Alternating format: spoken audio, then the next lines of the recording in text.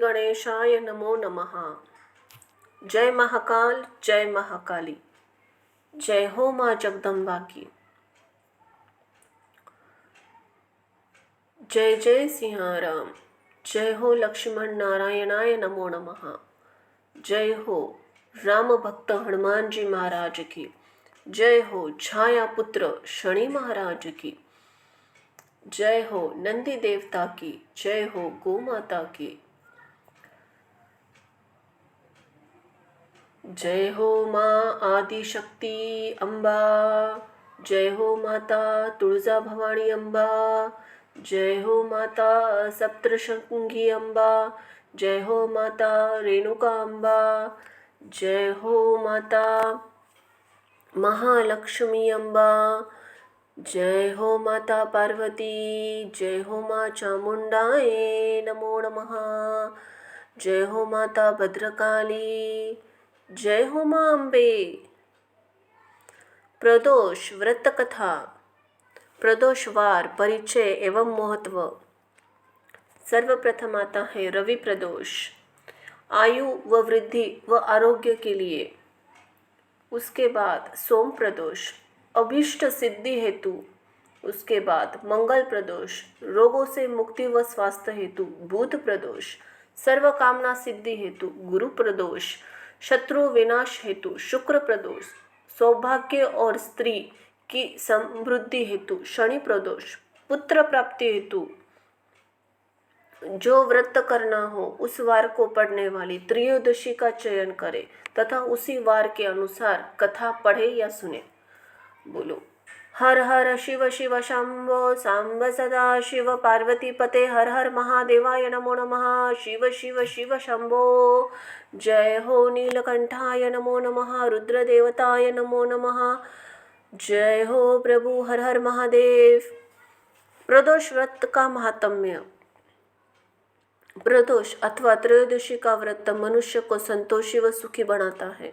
इस व्रत से संपूर्ण पापों का नाश होता है। इस व्रत के प्रभाव से विधवा स्त्री अधर्म से दूर रहती है और विवाहित स्त्रियों का सुहाग अटल रहता है। वार के अनुसार जो व्रत किया जाए तदनुसार उसका फल प्राप्त होता है। सूत जी कथनानुसार त्रयोदशी का व्रत करने वाले को 100 गाय दान करने का फल प्राप्त होता है। सूत जी कथनानुसार त्रयोदशी का व्रत करने वाले को 100 गाय दान करने का फल प्राप्त होता है। उद्यापन। विधि विधान से इस व्रत को करने पर सभी कष्ट दूर होते इच्छित वस्तु की प्राप्ति होती है। धर्मालु को 11 त्रयोदशी अथवा वर्ष भर की 26 त्रयोदशी के व्रत करने के उपरांत उद्यापन भी करना चाहिए। प्रदोष व्रत की विधि। ब्रह्म मुहूर्त में उठकर नित्य कर्मों से निवृत्त हो भगवान शिव शंकर का स्मरण करें।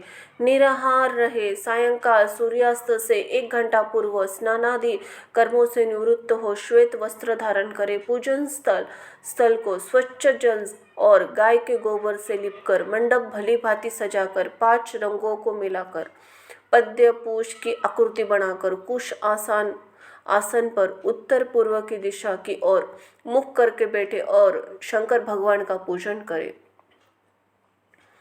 ओम नमः शिवाय इस पंचाक्षर मंत्र का जाप करते हुए जल चढ़ाएं और ऋतुफल अर्पित करें। जल चढ़ाते समय इस बात का विशेष ध्यान रखें कि जलधारा टूटे नहीं। इसी प्रकार का मंत्र का जप लयबंध हो। जलधारा चढ़ाते समय यदि आँख खुली हुई है तो दृष्टि जलधारा पर ही टिकी हो और यदि भाव में आंखें मूंद गई हो तो ध्यान जप के शब्दों अर्थों के साथ चल रहा हो। यदि मंत्र के उच्चारण में गूंज पैदा कर सके अर्थात मंत्र यदि ओठ कंठ और नाभि प्रदेश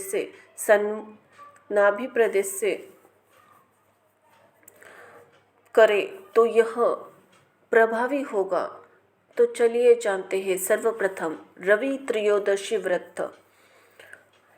दोहा। आयु बुद्धि आरोग्यता या चाहो संतान शिव पूजन विधिवत करो दुख हरे भगवान। बोलो हर हर महादेवाय नमो नमः। ओम नमः शिवाय नमो नमः। किसी समय सभी प्राणियों के हितार्थ परम पुनीत गंगा के तट पर ऋषि समाज द्वारा एक विशाल सभा का आयोजन किया गया, जिसमें व्यास जी के परम शिष्य पुराण वेत्ता सूत जी महाराज हरि कीर्तन करते हुए पधारे। शोकांती 28,000 ऋषि मुनिगण ने सूत जी को दंडवत प्रणाम किया। सूत जी ने भक्ति भाव से ऋषिगण को आशीर्वाद दे अपना स्थान ग्रहण किया। ऋषिगण ने विनीत भाव से पूछा, हे परम दयालु, कलयुग में शंकर भगवान की भक्ति किस आराधना से द्वारा उपलब्ध होगी? कली काल में जब मनुष्य पाप कर्म में लिप्त होगा, वेद शास्त्र से विमुख रहेंगे, दीन जन अनेक कष्टों से त्रस्त रहेंगे, तो हे मुनि श्रेष्ठ, कली काल में सत्कर्म में किसी की रुचि न होगी, पुण्यशील हो जाएंगे एवं मनुष्य स्वतः ही असत कर्मों में और प्रेरित होगा इस पृथ्वी पर। तब ज्ञानी मनुष्य का यह कर्तव्य हो जाएगा कि वह पथ से विचलित मनुष्य का मार्गदर्शन करे। अंत ही हे महामुने, ऐसा कौन सा उत्तम व्रत है जिसे करने से मनोवांछित फल की प्राप्ति हो और कलिकाल के पाप शांत हो जाए? सूत जी बोले, हे शोकांदी ऋषिगण, आप धन्यवाद के पात्र है। आपके विचार प्रशंसनीय है एवं जन कल्याणकारी है। आपके हृदय में सदा परहित की भावना रहती है। आप धन्य हैं। हे शोककांति ऋषिगण, मैं उस व्रत का वर्णन करने जा रहा हूँ जिसे करने से सब पाप नष्ट हो जाते हैं तथा जो धन वृद्धि कारक, सुख प्रदायक, संतान व मनवांछित फल प्रदान करने वाला है। इसे भगवान शंकर ने सती जी को सुनाया था। सूत जी आगे बोले, आयु वृद्धि व स्वास्थ्य लाभ हेतु रवि त्रयोदशी का व्रत करे। इसमें प्राप्त स्नान कर निराहार रहकर शिवजी का मनन करे, मंदिर जाकर शिवजी की आराधना करे, माथे पर त्रिपुर धारण कर बेल, धूप, दीप, अक्षत व ऋतुफल अर्पित करे, रुद्राक्ष की माला के सामर्थ्य अनुसार ओम नमः शिवाय जपे, ब्राह्मण को भोजन कराए और दान दक्षिणा दे, तत्पश्चात मौन व्रत धारण करे, संभव हो तो यज्ञ हवन कराए, ओम ही क्लीं नमः शिवाय स्वाहा मंत्र से यज्ञ स्तुति दे। इसे अभिष्ट फल की प्राप्ति होती है। प्रदोष व्रत में व्यक्ति एक बार भोजन करे और पृथ्वी पर शयन करे, इससे सर्व कार्य सिद्ध होते हैं। श्रावण मास में इस व्रत का विशेष महत्व है। सभी मनोरथ इस व्रत को करने से पूर्ण होते हैं। हे ऋषिगण, यह प्रदोष व्रत जिस वृत्तांत से मैंने सुनाया, किसी समय शंकर भगवान ने सती जी को और वेदव्यास मुनि जी को मुझे सुनाया था। शोककांति ऋषि बोले, हे पूज्यवर, यह परम व्रत परम गोपनीय, मंगलदायक और कष्ट हरता कहा गया है। कृपया बताइए कि यह व्रत किसने किया और इससे क्या फल प्राप्त हुआ? तब सूत जी कथा सुनाने लगे। व्रत की कथा। एक ग्राम में एक दीनहीन ब्राह्मण रहता था। उसकी धर्मनिष्ठ पत्नी प्रदोष व्रत करती थी। उनके एक पुत्र था। एक बार वह पुत्र गंगा स्नान को गया। दुर्भाग्यवश मार्ग में उसे चोरों ने घेर लिया और डराकर उससे पूछने लगे कि उसके पिता का गुप्त धन कहाँ रखा है। बालक ने दीनतापूर्वक बताया कि वे अत्यंत निर्धन और दुखी है। उनके पास गुप्त धन कहाँ से आया? चोरों ने उसकी हालत पर तरस खाकर उसे छोड़ दिया। बालक अपनी राह हो लिया। चलते चलते थक कर चूर हो गया और बरगद के एक वृक्ष के नीचे सो गया। तभी उस नगर के सिपाहियों चोरों को खोजते हुए उसी ओर निकले। उन्होंने ब्राह्मण बालक को चोर समझकर बंदी बना लिया और राजा के सामने उपस्थित किया। राजा ने उसकी बात सुने बगैर उसे कारागार में डलवा दिया। उधर बालक की माता प्रदोष व्रत कर रही थी। उसी रात्रि राजा को स्वप्न आया कि यह बालक निर्दोष है। यदि उसे नहीं छोड़ा गया तो तुम्हारा राज्य और वैभव नष्ट हो जाएगा। सुबह होते ही राजा ने बालक को बुलवाया। बालक ने राजा को सच्चाई बताई। राजा ने उसके माता पिता को दरबार में बुलाया। उन्हें भयभीत देख राजा ने मुस्कुराते हुए कहा, तुम्हारा बालक निर्दोष और निडर है। तुम्हारी दरिद्रता के कारण हम तुम्हें 5 गांव दान में देते हैं। इसी तरह ब्राह्मण आनंद से रहने लगा। शिवजी की दया से उसकी दरिद्रता दूर हो गई। कथा सुनने के बाद शोककांति ऋषि बोले, हे दयालु, कृपया अब आप सोम त्रयोदशी व्रत के बारे में बताएं। बोलो, जय जय हो शिव शंभो, सांब सदा शिव, पार्वती पते, हर हर महादेवाय नमो नमः। सोम त्रयोदशी प्रदोष व्रत। सूत जी बताने लगे, सोम त्रयोदशी प्रदोष व्रत से शिव पार्वती प्रसन्न होते हैं। व्रत की समस्त मनोरथ पूर्ण होते हैं। व्रत की कथा। एक नगर में एक ब्राह्मणी रहती थी। उसके पति का स्वर्गवास हो गया था। उसका अब कोई आश्रयदाता नहीं था, इसलिए प्राप्त होते ही वह अपने पुत्र के साथ भीख मांगने के लिए निकल पड़ती थी। भिक्षाटन से ही वह स्वयं व पुत्र का पेट पालती थी। एक दिन ब्राह्मणी घर लौट रही थी तो उसे एक लड़का घायल अवस्था में कहरता हुआ मिला। ब्राह्मणी ने दयावश उसे अपने घर ले आई। वह लड़का विदर्भ का राजकुमार था। शत्रु सैनिकों ने उसे राज्य पर आक्रमण कर उसके पिता को बंदी बना लिया था। राज्य पर नियंत्रण कर लिया था, इसलिए वह मारा मारा फिर रहा था। राजकुमार ब्राह्मण पुत्र के साथ ब्राह्मणी के घर रहने लगा। एक दिन अंशुमती नामक एक गंधर्व कन्या ने राजकुमार को देखा, उस पर मोहित हो गई। अगले दिन अंशुमती ने अपने माता पिता को राजकुमार से मिलने लाए। उन्होंने भी राजकुमार भाग गया। कुछ दिनों बाद अंशुमती के माता पिता को शंकर भगवान ने स्वप्न में आदेश दिया कि राजकुमार और अंशुमती का विवाह कर दिया जाए। उन्होंने वैसा ही किया। ब्राह्मणी प्रदोष व्रत करती थी। उसके व्रत के प्रभाव से गंधर्व राज की सेना और सहायता से राजकुमार ने विदर्भ से शत्रुओं को खदेड़ दिया और पिता के राज्य को पुनः प्राप्त कर आनंद पूर्वक रहने लगा। राजकुमार ने ब्राह्मण पुत्र को अपना प्रधानमंत्री बनाया। ब्राह्मणी के प्रदोष व्रत के महात्म्य से जैसे राजकुमार और ब्राह्मण पुत्र के दिन फेरे, वैसे ही शंकर भगवान अपने दूसरे भक्तों के दिन भी फेरते हैं। बोलो, हर हर शिव शंभो, सांब सदा शिव, पार्वती पते, हर हर महादेवाय नमो नमः। मंगल त्रयोदशी प्रदोष व्रत। सूत जी बताते हैं, मंगल त्रयोदशी प्रदोष व्रत की व्याधियों का नाश करता है, ऋण से मुक्ति प्रदान करता है, सुख शांति और श्री वृद्धि कराता है। व्रत की कथा। एक नगर में एक वृद्धा निवास करती थी। उसके मंगलिया नामक एक पुत्र था। वृद्धा की हनुमान जी पर गहरी आस्था थी। वह प्रत्येक मंगलवार नियम पूर्वक व्रत रखकर हनुमान जी की आराधना करती थी। उसी दिन वह न तो घर लिपती थी और न ही मिट्टी खोदती थी। वृद्धा को व्रत करते हुए अनेक दिन बीत गए। एक बार हनुमान जी ने उसकी श्रद्धा की परीक्षा लेने की सोची। हनुमान जी ने साधु का वेश धारण कर वहां गए और पुकारने लगे, हे कोई हनुमान भक्त जो हमारी इच्छा पूर्ण करे, पुकार सुन। वृद्धा बाहर आई और बोली, आज्ञा महाराज। साधु वेशधारी हनुमान बोले, मैं भूखा हूँ, भोजन करूँगा, तू थोड़ी जमीन लेप दे। वृद्धा दुविधा में पड़ गई। अंततः हाथ जोड़ के बोली, महाराज, लिपने और मिट्टी खोदने के अतिरिक्त आप कोई भी आज्ञा दे, मैं अवश्य पूर्ण करूंगी। साधु ने 3 बार प्रतिज्ञा करने के बाद कहा, तू अपने बेटे को बुला, मैं उसकी पीठ पर आग लगाकर भोजन बनाऊंगा।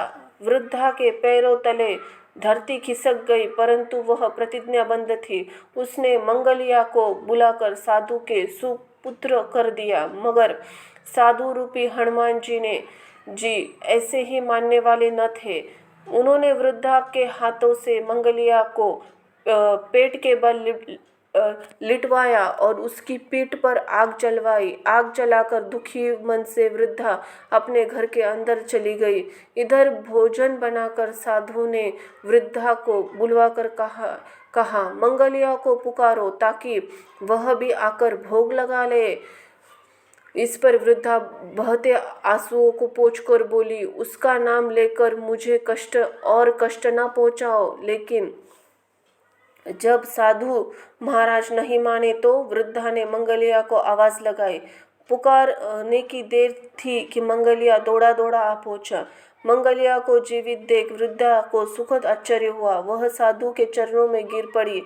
साधु ने अपने वास्तविक रूप में प्रकट हुए हनुमान जी को अपने घर में देख वृद्धा का जीवन सफल हो गया। सूत जी बोले, मंगल प्रदोष व्रत से शंकर हनुमान भी रुद्र है और पार्वती जी इसी तरह भक्तों को साक्षात दर्शन दे कृतार्थ करते हैं। बोलो सांब सदा शिव पार्वती पते हर हर महादेवाय नमः।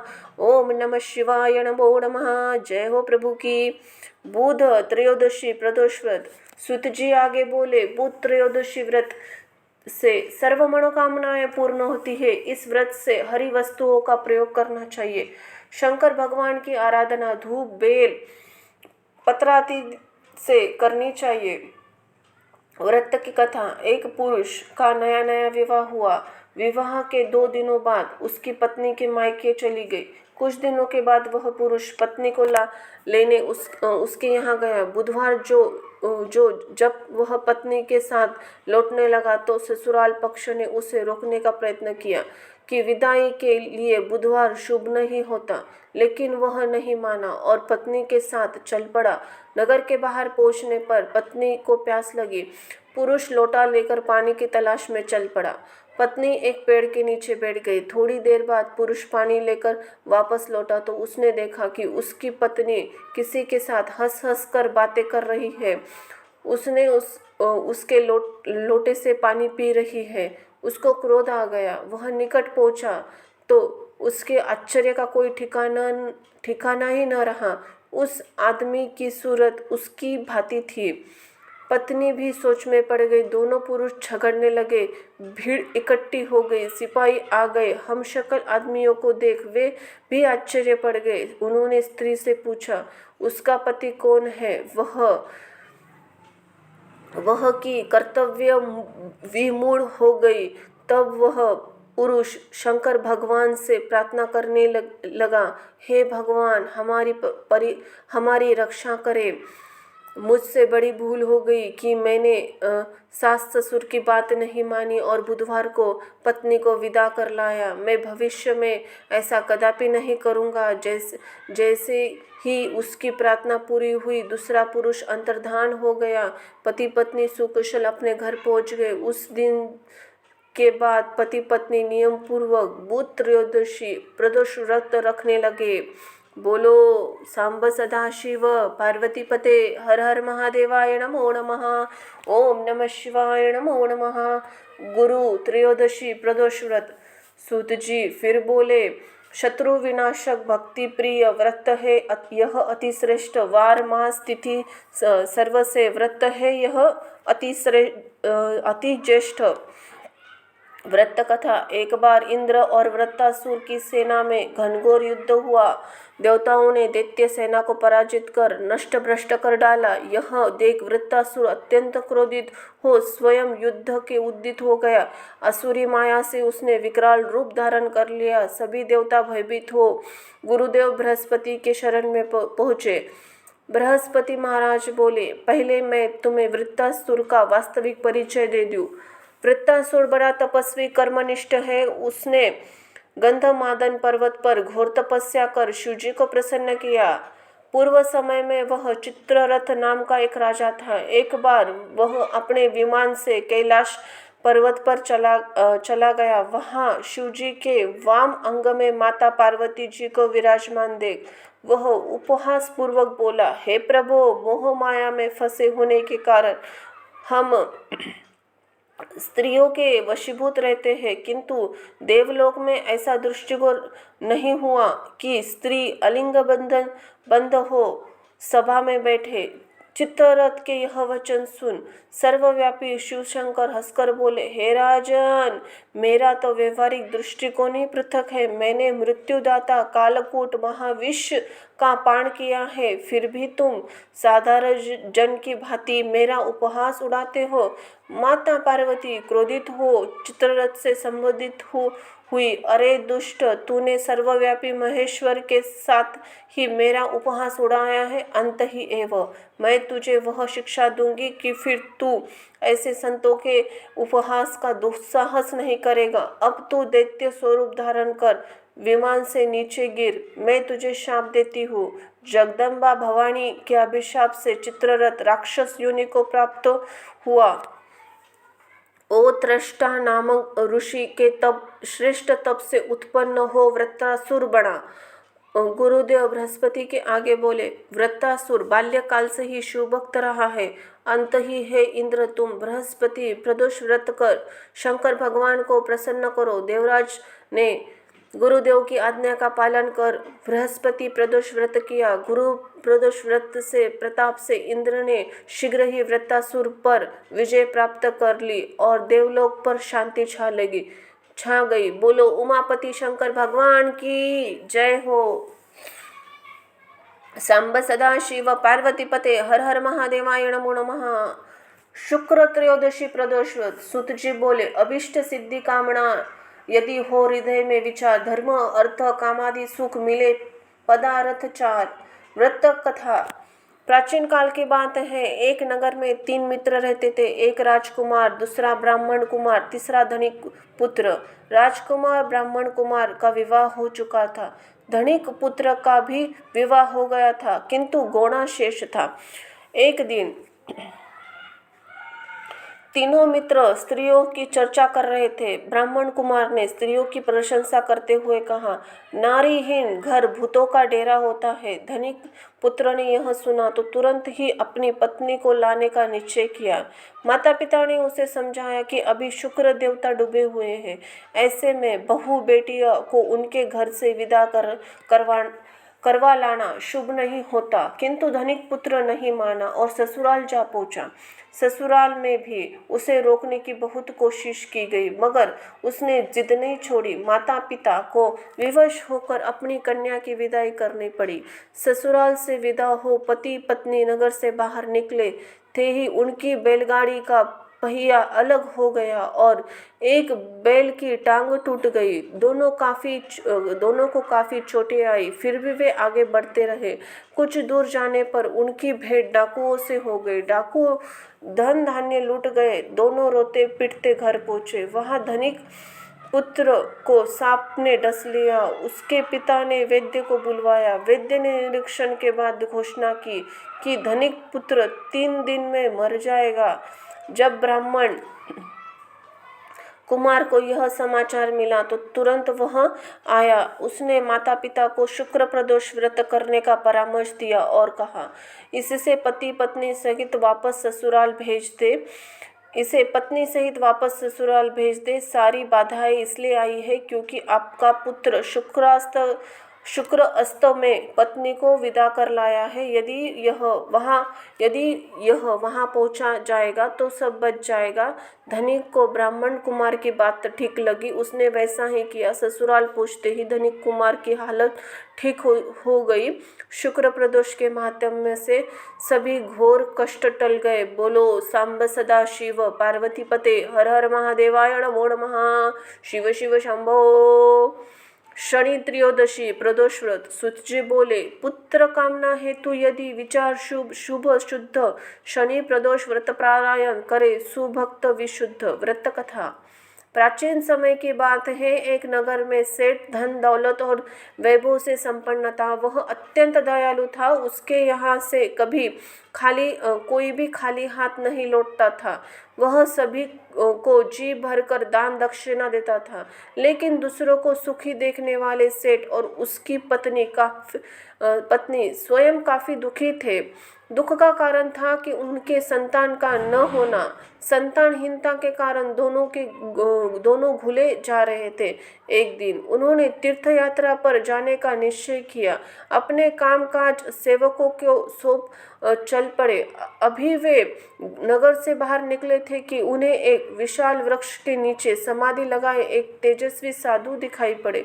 दोनों ने सोचा कि साधु महाराज से आशीर्वाद लेकर आगे की यात्रा शुरू कर दी जाए। पति पत्नी दोनों समाधि लीन साधु के सामने हाथ जोड़कर बैठ गए, उनकी समाधि टूटने की प्रतीक्षा करने लगे।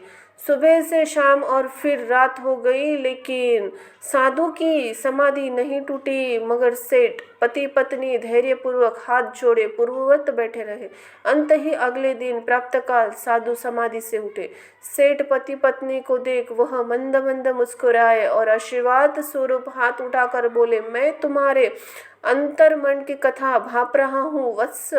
मैं तुम्हारे धैर्य और भक्ति भाव से अत्यंत प्रसन्न हूँ। साधु ने संतान प्राप्ति के लिए उन्हें शनि प्रदोष व्रत करने की विधि समझाई और भगवान शंकर की निम्न वंदना बताई।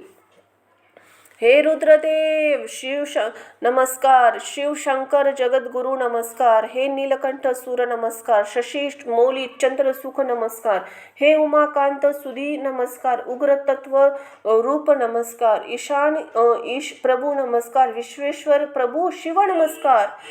तीर्थ यात्रा के बाद दोनों वापस घर लौटे और नियम पूर्वक शनि प्रदोष का व्रत करने लगे। कालानंतर में सेठ की पत्नी ने एक सुंदर पुत्र को जन्म दिया। शनि प्रदोष के प्रभाव से उनके यहाँ छाया अंधकार लुप्त हो गया। दोनों आनंद पूर्वक रहने लगे। बोलो सांब सदा शिव पार्वती पते, हर हर महादेवाय नमो नमः, ओम नमः शिवाय नमो नमः। त्रयोदशी व्रत का उद्यापन। कार्य सिद्धि के उपरांत त्रयोदशी के दिन ही उद्यापन करें। एक दिन पूर्व गणेश जी का पूजन करें। रात्रि में भजन कीर्तन द्वारा जागरण करें। प्रातःकाल स्नानादि के उपरांत रंगीन पद्य पुष्प अथवा वस्त्रों से मंडप सजाएं। मंडप में शिव पार्वती की मूर्ति स्थापित कर विधिवत पूजन करें। हवन में खीर की आहुति देते हुए ओम उमा सहित शिवाय नमः, ओम उमा सहित शिवाय नमः इस मंत्र का जाप 108 बार करें। हवन के बाद आरती उतारे, शांति पाठ करें। तत्पश्चात 2 ब्राह्मणों को भोजन कराए तथा यथाशक्ति दान दे। ब्राह्मणों के आशीर्वाद ले। स्कंद पुराण में कहा गया है कि जो स्त्री पुरुष विधि विधान से यह व्रत करता है एवं उद्यापन करता है, भगवान शिव पार्वती मैया उनकी समस्त मनोकामनाएं पूर्ण करती है। फल स्वरूप उन्हें मोक्ष प्राप्त होता है। बोलो सांब सदा शिव पार्वती पते, हर हर महादेवाय नमो नमः, ओम नमः शिवाय नमो नमः, रुद्र देवताय नमो नमः। जय हो प्रभु, जय हो पार्वती अम्बा की, जगदम्बा। धन्यवाद।